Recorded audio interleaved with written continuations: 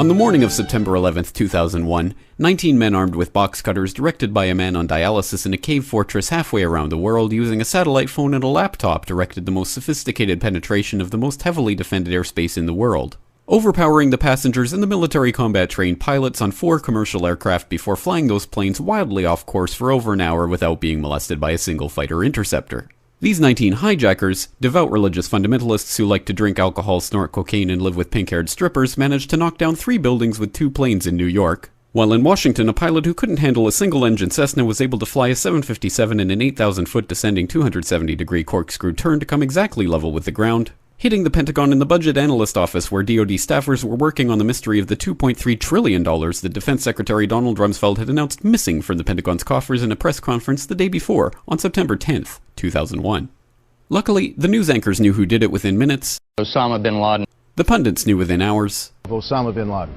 The administration knew within the day. Terrorists who committed these acts and those who harbored them. And the evidence literally fell into the FBI's lap. That a hijacker's passport was found blocks from the World Trade Center crash site, if you can believe that. But for some reason, a bunch of crazy conspiracy theorists demanded an investigation into the greatest attack on American soil in history. That investigation was delayed, underfunded, set up to fail, a conflict of interest, and a cover-up from start to finish. It was based on testimony extracted through torture, the records of which were destroyed. It failed to mention the existence of WTC-7, Able Danger, P-TECH, Sibel Edmonds, OBL and the CIA, and the drills of hijacked aircraft being flown into buildings that were being simulated at the precise same time that those events were actually happening. It was lied to by the Pentagon, the CIA, the Bush administration, and as for Bush and Cheney, well, no one knows what they told it because they testified in secret, off the record, not under oath, and behind closed doors. It didn't bother to look at who funded the attacks because that question is ultimately of little practical significance.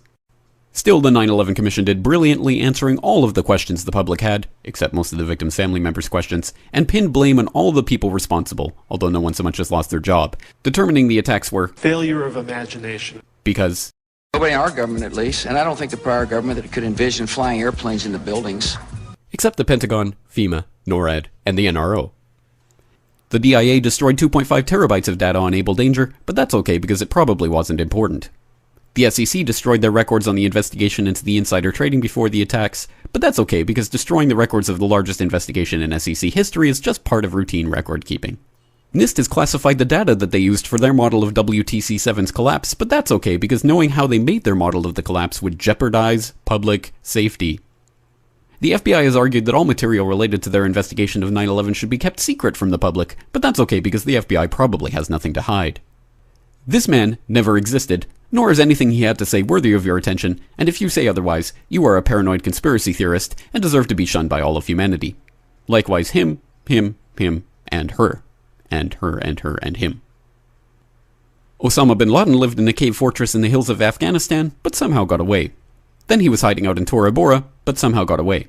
Then he lived in Abbottabad for years, taunting the most comprehensive intelligence dragnet employing the most sophisticated technology in the history of the world for a decade, releasing video after video with complete impunity and getting younger and younger as he did so, before finally being found in a daring SEAL team raid which wasn't recorded on video, in which he didn't resist or use his wife as a human shield, and in which these crack special forces operatives panicked and killed this unarmed man, supposedly the best source of intelligence about those dastardly terrorists on the entire planet. Then they dumped his body in the ocean before telling anyone about it. Then a couple dozen of that team's members died in a helicopter crash in Afghanistan. This is the story of 9/11, brought to you by the media which told you the hard truths about his head could be seen to move violently forward. And they took the babies out of the incubators. And mobile production facilities. And the rescue of Jessica Lynch. If you have any questions about this story, you are a batshit paranoid tinfoil dog-abusing baby hater and will be reviled by everyone. If you love your country and or freedom, happiness, rainbows, rock and roll, puppy dogs, apple pie, and your grandma, you will never ever express doubts about any part of this story to anyone. Ever. This has been a public service announcement by the Friends of the FBI, CIA, NSA, DIA, SEC, MSM, White House, NIST, and the 9/11 Commission. Because ignorance is strength.